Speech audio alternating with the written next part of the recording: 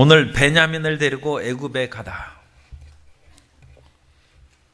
사람이 자기 마음으로 온갖 계획을 세운다 할지라도 그 계획대로 인생이 되는 것은 아닙니다. 야곱의 집안이 그렇게 부족하진 않았겠지만 또 애굽에서 식량을 많이 사가지고 그야말로 남아돌게 그 알기에는 그렇게 어느 면으로는 낭비하는 듯한 삶을 살아서는 아무리 부유하더라도 안 되는 것이죠. 그러니까 야곱이 몇 달 지나면 기근이 끝나겠지 하는 그런 정도만 식량을 사오는 거예요. 그런데 계속 비가 내리지 않아요. 지금 1년째 이제 지난 후부터니까 앞으로 6년 동안 비가 안 오는 것이죠. 그런데 사람이 그걸 어찌 알겠습니까? 요셉이야 또 바로야 하나님께서 지혜의 그런 계시적인 꿈을 주셔서 그걸 알고 그걸 해몽함으로 알지만 다른 사람들이야 그걸 어찌 알겠습니까? 우리 인생이 참 그런 일은 흔치 않습니다만 고생할 일이 한 6년 남아있을 수도 있어요. 그러니까 너무 낙심할 까닭이 없어요. 6년 지나면 그것은 끝나는 것이니까. 그런데 우리 생각보다는 훨씬 길 수 있어요.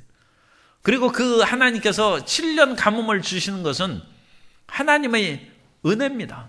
왜냐하면 하나님께서 이미 예정하신 대로 아브라함의 자손들이 애굽에 내려가서 400년 동안 거기에서 살면서 크고 번성한 민족을, 그러니까 애굽을 못자리로 만드셔서, 엊그제 우리 교단 총회가 있어서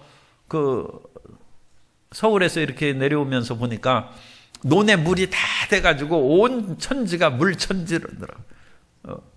다 벼농사 이제 하려고 그렇게 물을 대놓은 그 지역을 이렇게 기차를 타고 오면서 봤습니다. 그래서 온 땅에 그런 하나님의 때의 역사가 이루어지는데 그 때의 그 모든 것을 우리가 분별하고 그것을 분별하지 못하더라도 끈질기게 하나님을 신뢰하며 살아가야 됩니다. 우리 옆에 계신 성도님에게 끈질기게 하나님을 신뢰하며 삽시다. 다시 한번 하겠습니다. 알지 못해도 하나님을 믿읍시다.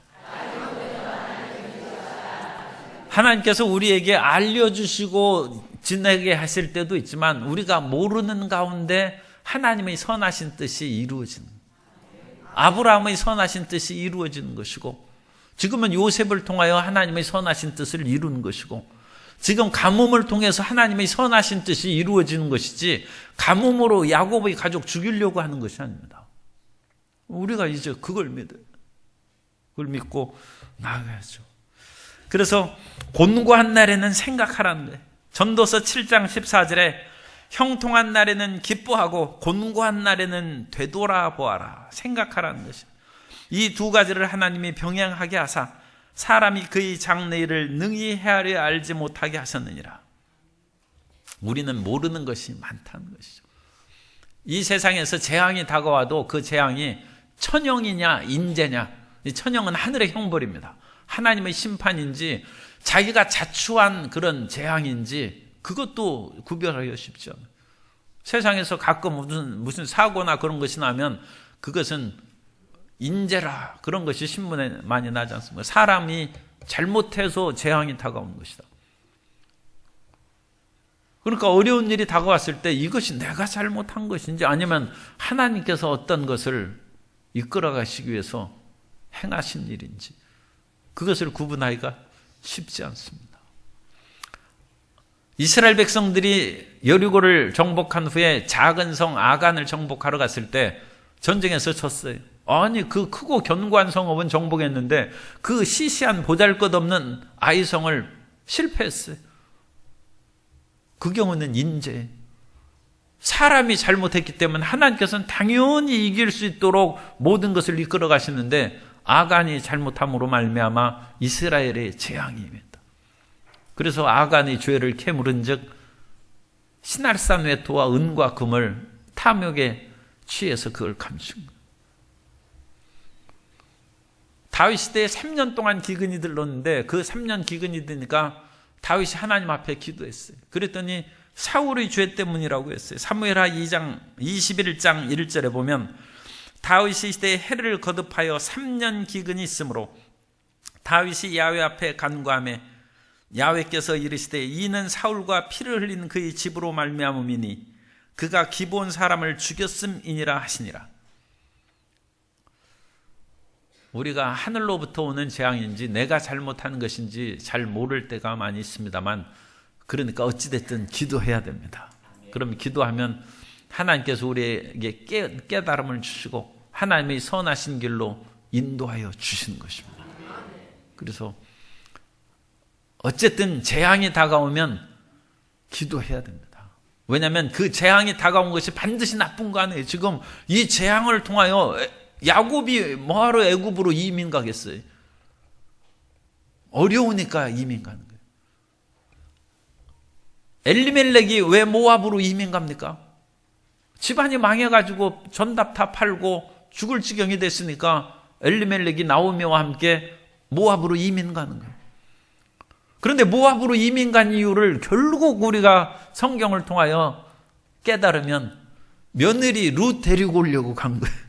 왜 하필 모압으로 갑니까? 암몬으로 가지, 아니면 아람으로 가든지. 그런데 모압 여인 룻을 보내서 룻을 통하여 하나님께서 메시아의 자손을 태어나게 하는 그런 역사를 위해서 하나님께서 모압으로 이민 보내요. 그러니까 재앙이 반드시 나쁜 것은 아니에요. 재앙을 통하여, 그 재앙을 겪을 때는 힘들고 괴롭지만 그것을 통하여 하나님의 합력하여 선을 이루는 역사가 나타나는 것입니다. 그러니까 그것을 깨달아 알도록, 또는 깨닫지 못해도 그럴 때 어렵다고 해가지고 그냥 좌절하고 믿음을 버리면 어떻게 되겠어요? 그러면 안 되죠. 그러니까 믿음을 지키고 끈질기게 하나님을 앙망하며 살아갈 수 있도록 하나님의 섭리가 있는 재앙 앞에서도 기도하고, 자기가 잘못해서 재앙을 만나면 그건 더 회개하고 기도하고 그래야죠. 그건 뭐 말할 필요 없이 더 열심히 기도하고. 그래서 고난 가운데 우리는 기도해야 됩니다. 그러면 하나님께서 이끌어 주십니다. 그래서 야곱이 이제 고난 기근이 더 심했어요. 앞으로 더 심할 거예요. 계속. 그러니까 야곱이, 아버지가 그들에게 이르되, 여전히 야곱이 집안을 이끌어가고 있다고 했죠. 이제 30세가 지금 가까운 나이인데도 불구하고 집안을 이끌어가서 자녀들을 불러서 이제 양식을 조금 사오라. 방금 42장에서 그 앞장에서 절대 이제 베냐민을 못 보낸다. 루벤이 심지어 내가 내 자식들을 담보로 하겠습니다. 그래도 못 보낸다. 그런 야곱이 다시 그 아들들을 불러서 양식을 사오라고 하는 것은, 이 야곱이 분명히 자녀들이 그 베냐민 얘기를 할 텐데, 그러면 어떡할 것인가, 마음 가운데 어느 정도 결단을 내린 것입니다. 그 마음에.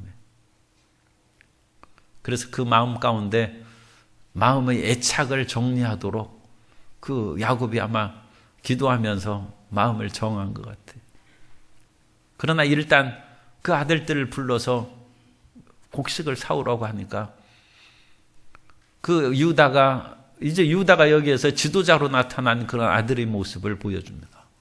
그러니까 이 영적인 지도자로 큰 아들 노릇을 하는 것이죠. 루벤은 범죄해가지고 장자적인 그 위치를 상실해버리고, 시몬과 레위는 너무 그냥 말로 혈기가 커가지고 세겜 사람들을 칼날로 죽이고 거짓으로 그와 같이 그들을 죽였기 때문에 그런 영적인 지도자가 명분에서 사라졌어요. 그래서 유다가 이제 네 번째 아들입니다. 유다가 나타나서 그 상황을 다시 얘기하죠. 우리가 애굽 총리를 만났을 때 그 애굽 총리가 엄하게 우리에게 명령하여 너의 말째 아우 베냐민을 그러니까 데려오지 않으면 다시 나를 보지 못할 것이다. 외국인의 경우에는 그 식량을 살 때 이제 총리 앞에 나오도록 그렇게 요셉이 정해놓은 것 같다고 말씀을 드렸죠. 국내인들에게는 그냥 식량을 팔고 외국 사람이 오면 그 사람들을 허락을 받고 팔아. 그 식량을 팔도록 하라. 총리의 명령입니다. 그러니까 다시 내 얼굴을 보지 못한다는 것은 곡식을 사러 나오는데 당연히 이제 그 요셉 앞에 서야 되는 것입니다. 그렇게 명령한 것을 얘기해서 이제 새로운 그런 결단과 사건이 진행되는 것을 이제 얘기하는 것이죠. 그래서 이제 6절부터는 야곱의 탄식과 유다의 진심 어린 간청이 거기에서 나옵니다. 그 야곱이 탄식한다는 것은 할 수 없다. 그런 이제 그 마음의 탄식이죠. 그래서 이스라엘이 이미 야곱 6절에 야곱이라고 하지 아니하고 이스라엘이라고 얘기하는 그 내용이 여기에서 나오는 것은 이스라엘이 야곱의 욕심과 애정을 버렸다는 것을 뜻합니다. 나는 하나님과 더불어 이긴 자라는 이스라엘의 이름을 가지고 나 자신을 버리고 온 가족을 살리는 그러한 새로운 사람이 됐다는 그 이름으로 상징하는. 그래서 이 야곱과 에서를 그 야곱과 이스라엘을 성경에서 가끔 이렇게 그 반복 섞어서 쓰는데 그 섞었을 때 이스라엘이라고 부르는 것은 이미 자기 자신의 중심으로 살던 그 야곱, 남의 발 뒤꿈치를 붙잡고 살던 야곱이 아니라 죽으면 죽고 하나님 앞에 내 자신을 맡기고 새롭게 살아가는 그 이스라엘, 그걸 말합니다. 그러니까 이스라엘이 이제 새로운 그런 계기를 만들도록 얘기를 하는 것이죠. 너희가 다른 아우가 있다는 것을 어찌 얘기했느냐. 그것은 그냥 탄식인 것입니다. 탄식. 이스라엘도 이미 얘기를 다 들어서 그 형들이 뭐 어쩔 수 없이 그런 상황 가운데 베냐민에 대한 말제아우에 대한 이야기를 한 것을 알고 있는 것이죠. 그런데 그것을 다시 또 얘기하는 것은 나이 든 사람이 그냥 맨날 하는 말 또 하고 또 하고 그런 얘기 결코 하면 안 됩니다. 그런 습관에 들으면 안 돼요. 여기에서는 이스라엘이 그것을 말하는 것은 탄식 가운데 제일 그 14절에 있는 것처럼 내가 자식을 잃게 되면 이르리로다 하는 그런 마음의 결심으로 지금 나아가는 과정이에요. 그러나 그것을 하는 것은 마음 아프죠. 우리 인생에 한번 내 나름대로 살아보고자 인생을 시작했는데 인생이 그렇게 안 돼. 원하는 대학도 못 들어가. 원하는 사람하고 결혼도 못 해. 자기가 원하는 직장에서 승승장구하고 출세해야 되는데 그런 직장에서도 또 일이 어떻게 돼서 물러나고 직장을 어떤 사람은 수십 번 바꾼 사람도 있어요. 그렇게 살아. 그 마음의 고통과 내 인생에 어찌 이런 거 하는 슬픔이 왜 없겠습니까? 그러나 그것은 야곱입니다. 야곱의 마음을 던져버리고 하나님의 인도하심으로 우리가 맡기고 살아야 됩니다. 그게 참 인생이에요.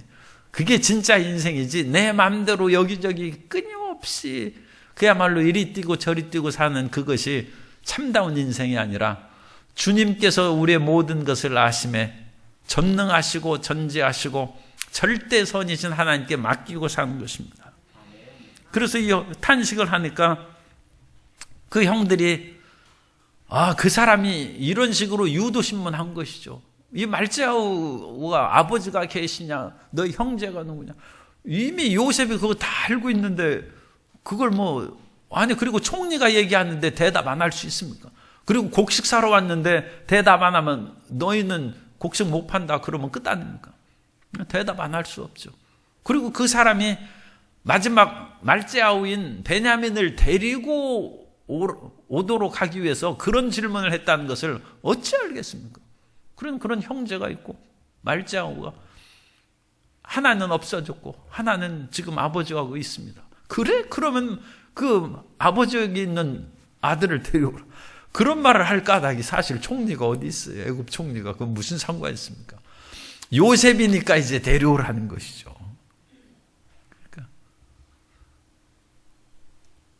그러면서 유다가 탄식하는 야곱에게, 이스라엘에게 진심 어린 유다의 간청이 거기에 있습니다. 그래서 아버지가 마음을 베냐민에 대한 사랑의 애착을 내려놓으면 베냐민과 우리가 함께 가서 곡식을 사올 것입니다. 그러면 아버지의 모든 자녀들, 우리의 어린 것들이 죽지 않을 것입니다. 그리고 아버지께서 베냐민을 사랑하시는 것처럼 내가 내 목숨을 걸겠습니다. 내 목숨을 담보하노니 아버지가 베냐민을 우리와 함께 갈 수 있도록 그렇게 해 주십시오. 루벤은 자기 자식을 그렇게 담보로 했는데 야곱이 그런 것은 듣지도 않았어요. 사람에게 있어서 가장 중요한 그런 마지막은 자기 생명을 바치는 거예요. 자기 자식을 끔찍하게 사랑한다 할지라도 그 자기 생명하고는 또 차이가 있어요. 욥기에 보면 사탄이 욥을 시험할 때 우리는 물질, 돈을 위해서도 목숨 바치는 사람이 있지 않습니까? 재산이 얼마나 중요한지 몰라요. 그러나 또 재산은 별거 안 해. 내가 지금 사는 것이 중요하지. 재산이 문제가 아니에요. 그래서 재산이 없어졌어요. 욥의 자식들도 죽었어요. 그런데도 욥이 하나님을 원망하고 불만하지 않아요. 그러니까 사탄이 아직 끝이 안 됐다는 것입니다. 욥 자신을 쳐야지 욥의 재산이나 자기 자식들 없어진다고 해서 그래도 내가 살아있으니까 하는 인간의 근원적인 자기 생명에 대한 사랑이 있어요. 그러니까 그걸 건드리라는 거예요. 그래서 욥의 생명을 치는 거예요. 그래서 머리끝부터 정수리로부터 발바닥까지 종기가 나게 해서 그 사람의 생명을 치는 거예요. 그러면 정면으로 하나님을 원망하고 대항할 것입니다. 사탄의 시험은 우리의 마지막 밑바닥까지 우리를 시험하는 거예요. 그 마지막 밑바닥은 생명의 문제입니다. 그래서 이것을 소위 말해서 바닥을 친다는 얘기가 그게 참 옳은 얘기예요. 사탄이 우리의 생명까지 딱 해서 아니 저 사람이 죽어도 예수님 믿겠다고 하면 우리가 죽는 것이 아니라 사탄이 죽는 거예요. 난 죽어도 하나님 믿겠다 하면 사탄이 이 지독한 사람이구나 하고 그냥 사탄이 떠나는 거예요. 더 이상 뭐 사탄이 어떻게 건드리겠어요. 우리의 모든 그런 권력과 재물과 명예 그런 애착이 있으면 그걸 가지고 끈질기게 우리를 이용해 먹는 거예요. 그러나 그것도 버리고 마지막에는 생명까지 버리면서도 주님을 믿겠다. 그러면 더 이상 사탄이 힘을 쓸 수 없죠. 시험이 끝난 것입니다. 그때 시험. 그러니까 유다가 생명을 바치는 생명. 내 생명을 담보로 해서 온 가족을 살리겠습니다. 그 말을 하니까 야곱이 이스라엘이 더 이상 얘기할 것이 없어요. 그럼 이제 가라고 하는 것이죠.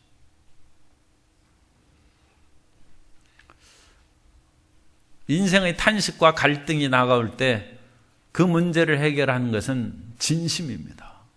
그 사람의 가장 근원적인 마음의 진심을 얘기하면 문제가 해결됩니다. 그런데 요즘에도 이런 진심 어린 것들이 사회적으로 잘 얘기를 하지 않냐고 끝까지 변명하고 과오를 인정하지 않고 뭐 그런 것들이 나타나죠. 그런데 진심 어린 그 얘기하는 것이 정말로 문제를 해결하는 열쇠가 되지 다른 어떤 것으로는 그냥 시간이 지나가고 잊혀질 수는 있어도 근원적으로는 해결이 안 됩니다. 진실을 알기까지는 해결이 안 되는 것이죠. 그 마음에 푼 것이 이러면 됐다 하면 그게 풀리는 거예요. 그런데 그 마음에 이런 됐다 하는 마음이 되지 않는데 세월이 아무리 지나도 그거 없어지겠습니까?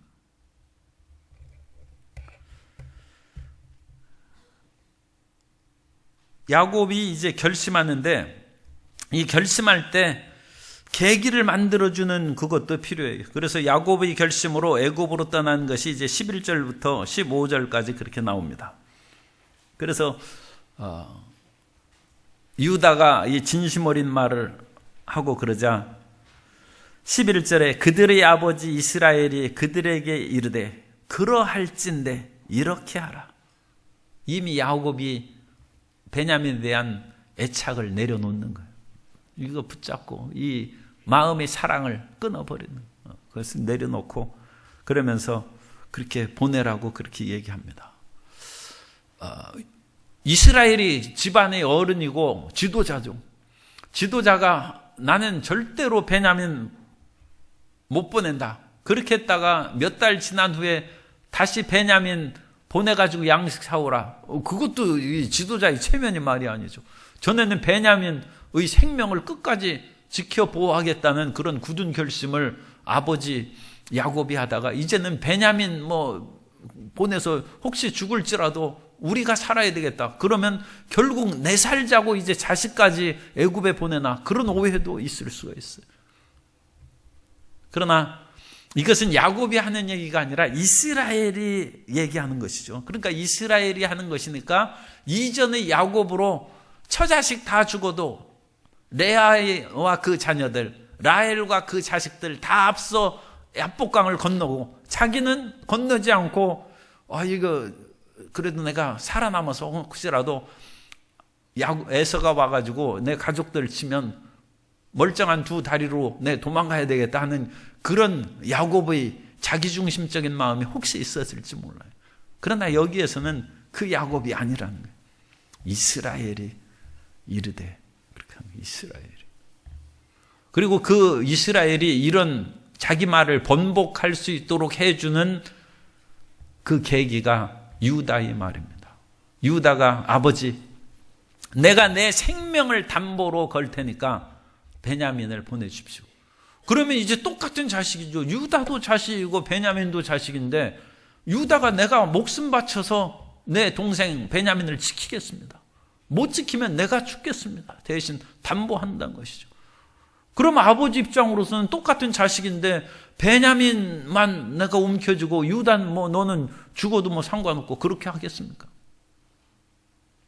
같은 자식으로 유다가 생명을 건져 이제는 유다가 그 야곱이 끝까지 베냐민을 못 보낸다는 명분이 사라지는 거예요. 그래서 유다는 진심도 있고 유다가 지혜로운 사람입니다. 그래서 사람이 어떤 것을 대의를 위해서 문제를 해결해 나아갈 때는 진심 어린 말도 필요하지만 그것을 해결할 수 있는 지혜로운 계기를 만들어주는 거예요. 이 두 가지가 있어야 돼요. 예수님께서도 우리에게 너희는 너희 양을 이리 때 보낸 것 같도다 하면서 너희는 뱀처럼 지혜롭고 비둘기처럼 순결하라고 했어요. 우리 크리스찬들은 이 험악한 세상에 살면서 지혜로워야 됩니다.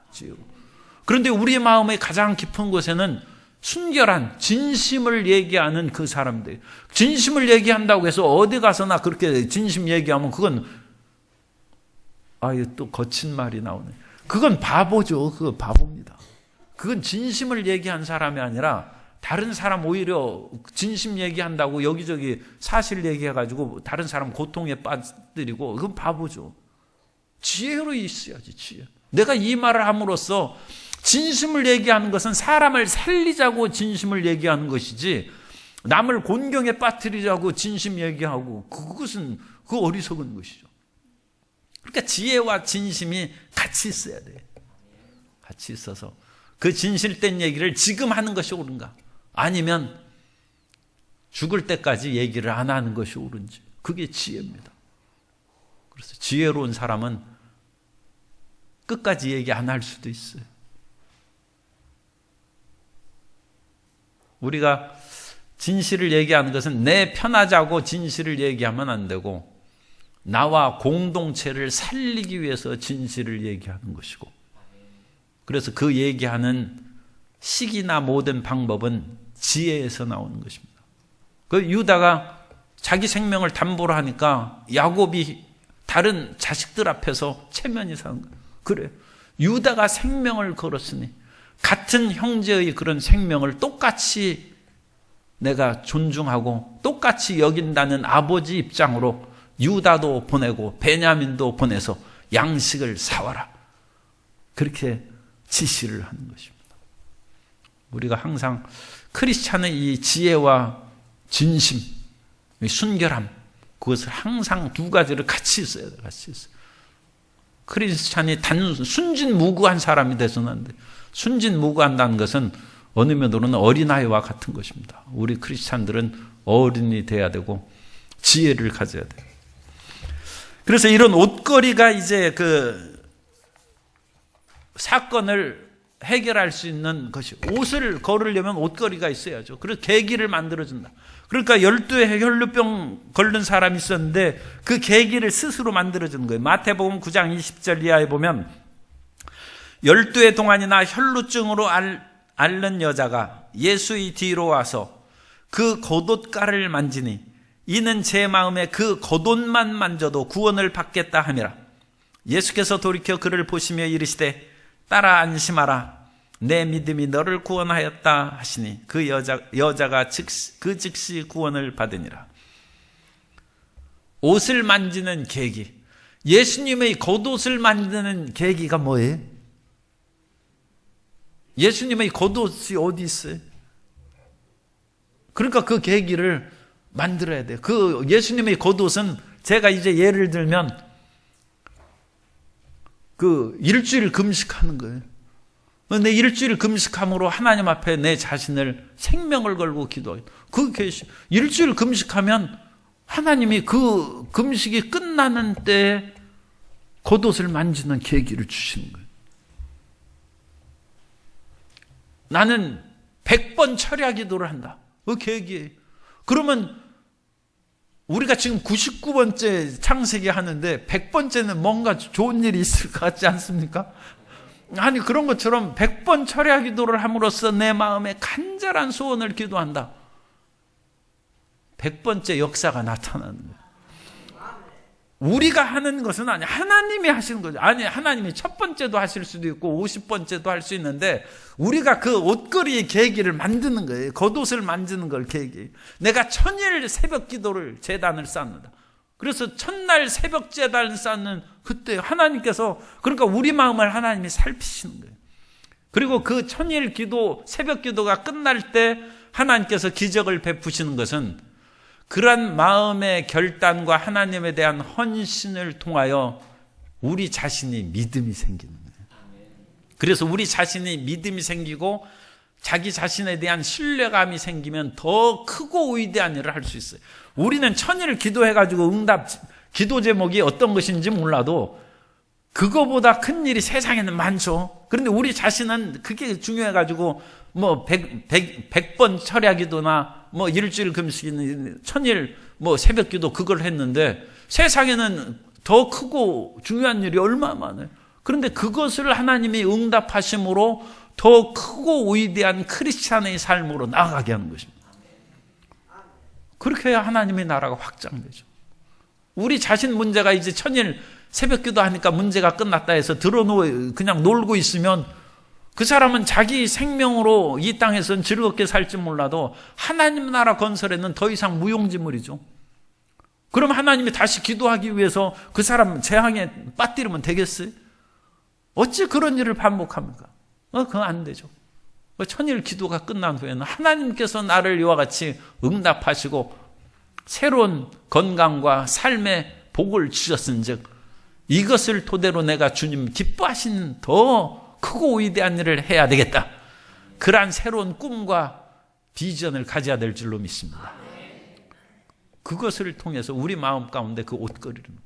그래서 이 등산가들은 보면, 암벽 등반가들을 보면, 이 롯데 월드타워를 그 29살짜리 키가 뭐 155cm라고 그랬는지 제가 키도 작아요. 그 여자가 2시간 몇십 분을 걸쳐서 이 롯데 월드타워, 저도 아직 못 가봤어요. 어떻게 생겼는지 몰라가지고. 그런데 그걸 막 기어 오른 거예요. 그래서 참 대단하죠. 대단해요. 그런데 우리가 그 마음 가운데 이런 굳은 결심을 가지고 암벽을 타는 것처럼 못을 박는 거예요. 그래서 여기다 하나 박고 또 여기다 하나 받고. 그래서 기도 응답 받은 것마다 우리는 못의 그것을 딛고 정상으로 오르는 거예요. 그 신앙의 성장이에요. 우리의 믿음의 진보가 있어야 믿는 것이 즐거운 거예요. 믿음의 진보가 없이는 신앙생활이 별로 재미가 없어요.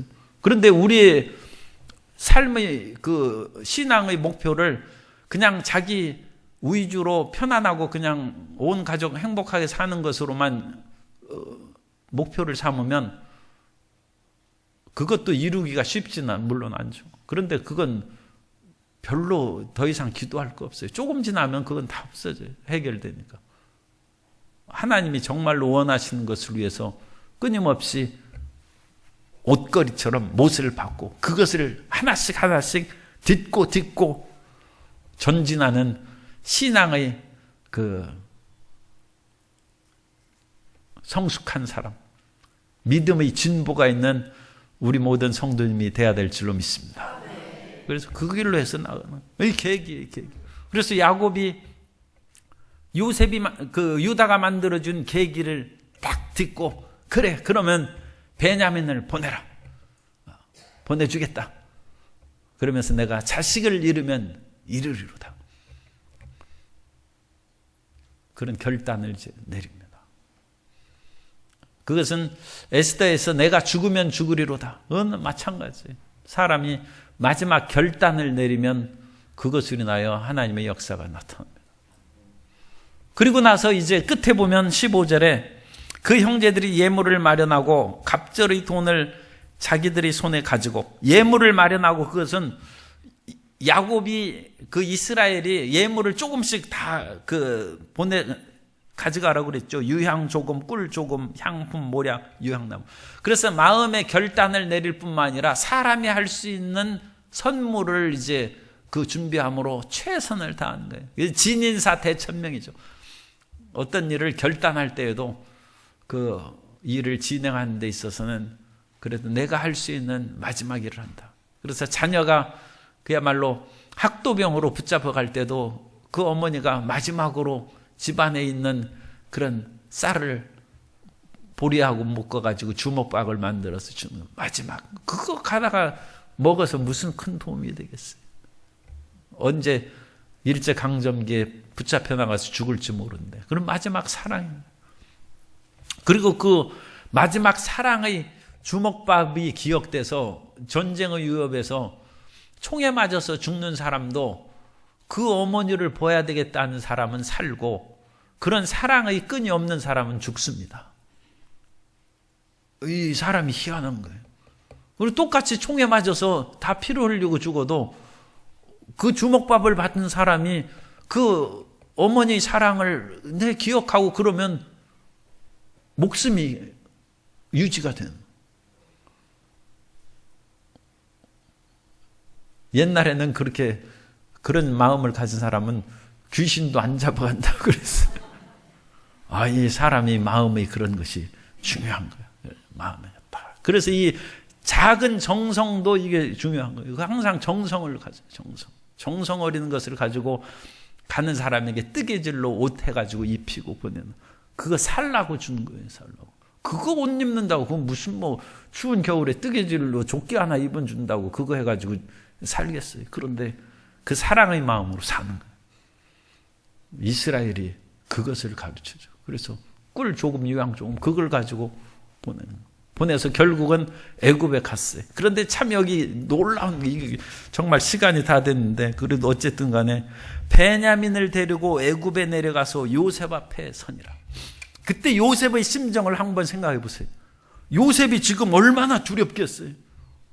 요셉은 애굽 총리라는 그야말로 대제국의 총리 앞에 서서 총리가 나를 왜 보자고 했을까? 사시나무 떨듯이 떨리는 마음이에요. 그런데 사실 그 총리는 베냐민을 향한 그 사랑이 지금 속에 불타고 있는 거예요. 그러니까 요셉은 그 애굽 총리로서 사랑의 마음이 불타고 있고 베냐민은 속에 두려움과 떨림으로 가득한 두 사람이 서로 마주오고 있는 거예요. 하나님이 우리에게 나오라고 할 때 사람들은 그야말로 도살장에 끌려가는 소같이 처음 예수님을 믿을 때는 그렇게 싫어하며 나가는 거예요. 아니 그게 우리 저 자신의 간증이에요. 이 어렵고 힘들어서 금식하러 기도원에 가서 기도 그러면 이제 죽으러 가는 거예요. 불광동에서 마지막으로 짜장면, 마지막은 아니죠. 그거 먹고서 지금 계속 살아있으니까. 마지막으로 짜장면을 한 그릇 사 먹고 이제 내가 죽는구나. 그렇게 해가지고 그렇게 갔는데 그 뒤로도 수백 그릇은 짜장면 먹었어요. 죽으러 가는 거예요. 죽으러. 도살장에 끌려간 소같이 기도원에 서는 거예요. 그러나 하나님은 저를 또 여러분을 보기 위해서 사랑에 불타는 거예요. 그렇게 오기 싫어하더니 할 수 없이 끌려가지고 왔구나. 그러나 하나님은 너무 좋아가지고 하나님은 기뻐서 몸부림을 치는 거야. 우리는 도살장에 끌려온 양같이 내가 어찌하여 신세가 이렇게 돼가지고 이 기도원에서 이와 같이 젊은 청춘을 마치는가 해서 금식하고 거기 서요. 이 베냐민과 요셉의 만남이 그것입니다. 하나님은 우리가 하나님 앞에 서기를 원하는데 하나님 앞에서라는 라틴어가 코람데오입니다. 코람데오. 우리는 하나님 앞에 두려움과 떨림으로 서는 거예요. 그러나 하나님은 말할 수 없는 사랑으로 우리를 보시는 거예요. 정말로 어찌할 수 없는 코너에 박혀서 내 앞에 왔지만 내가 이 순간을 얼마나 기다리고 너를 보고 싶어 했는지 아느냐. 그런데 우리는 눈물과 탄식과 통곡을 하면서 주여 내가 죽게 되어서 이렇게 왔는데 하나님 왜 이리 무정하십니까? 내 인생을 어찌 이렇게 험하게 하십니까? 그렇게 우리는 떨면서 서 있어요. 우리는 베냐민의 마음을 버리고 요셉처럼 뜨거운 사랑으로 그 동생을 보는 하나님의 마음을 이해하는 믿음의 사람이 되어야 될 줄로 믿습니다. 그래서 고난 앞에 너무 걱정하지 마세요. 하나님이 우리를 사랑하시고 우리를 기다리고 우리를 살펴보십니다. 그래서 야곱이 자기 자신의 애착을 버리고 이스라엘로서 베냐민을 보내고 살 길이 지금 시작된 거예요. 이것은 온 야곱도 그 이스라엘도 베냐민을 보내면서 울고 베냐민도 이제 아버지 내 못 올지도 몰라요 울고 그러는데 사실은 지금 살 길로 나아가는 거예요. 살 길로 나아가는데 사람은 울고불고 난리예요. 그런데 사실은 이건 기쁨의 길입니다. 우리에게 눈을 열어주셔서 이러한 하나님의 선하신 길을 알게 해 주옵소서 기도해야 됩니다.